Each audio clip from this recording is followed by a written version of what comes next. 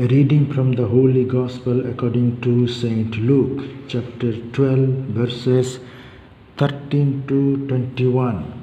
Someone in the crowd said to him, "Teacher, tell my brother to divide the family inheritance with me."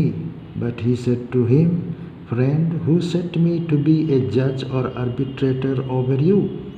And he said to them, "Take care, be on your guard against all kinds of greed, for one's life does not consist in the abundance of possessions." Then he told them a parable. The land of a rich man produced abundantly, and he thought to himself, "What should I do? For I have no place to store my crops." Then he said, "I will do this. I will put down my barns and build larger ones, and there I will store all my grain and my goods. And I will say to my soul, Soul, you have ample goods laid up for many years. Relax, eat, drink, be merry." But God said to him, "You fool, this very night your life is being demanded of you, and the things you have prepared, whose will they be?" So it is with those who store up treasures for themselves, but are not rich toward God. The Gospel of the Lord. Dear friends, through the parable of rich fool, Jesus is telling us about the earthly life and earthly treasures. We are human beings, embodied spirits. We are not just for earthly life. We are for earthly life to witness God and then go back to heaven for everlasting life. And that is why God has created us. He has given us freedom, and because of that freedom, He has given us a temporary life on earth to witness God with one another. And that is what Jesus is reminding us.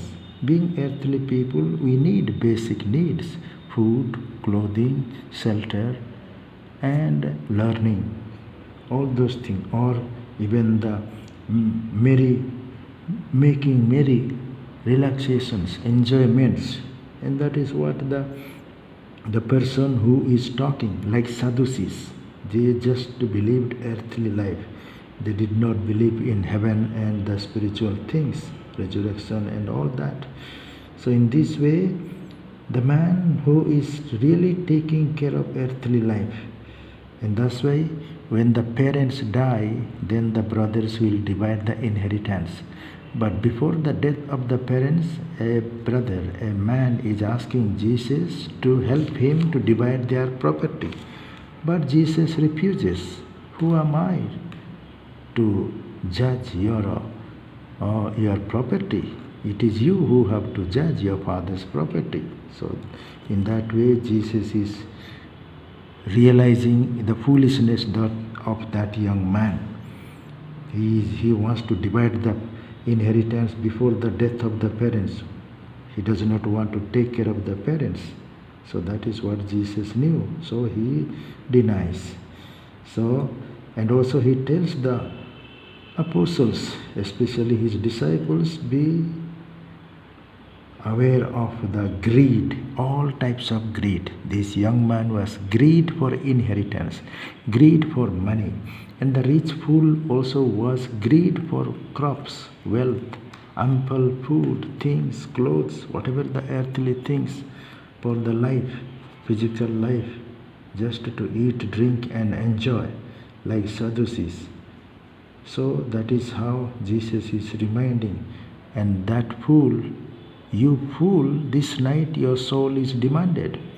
You were thinking that soul, now for years you should enjoy and all that. It's right that we work and enjoy, but same time we have to also think of God. It is God who has given us all these things. Life and wealth and name and fame and position is from God. And that's why we have to become rich in God. not only rich in earthly things, but rich in heavenly things, spiritual things. That is our treasure. We have to keep treasure in heaven. Earthly treasures will disappear. They will get all type of decaying and all that. But then spiritual food, heavenly things will not be destroyed. And that's why we can treasure our heavenly things by loving and praising and thanking and forgiving different ways. When we do all these merciful works, good works towards God and towards our neighbor, we will treasure the things in heaven. So in that way we will have everlasting life. In that way, instead of becoming fools, we will become healthy, intelligent and wise people in the kingdom of God.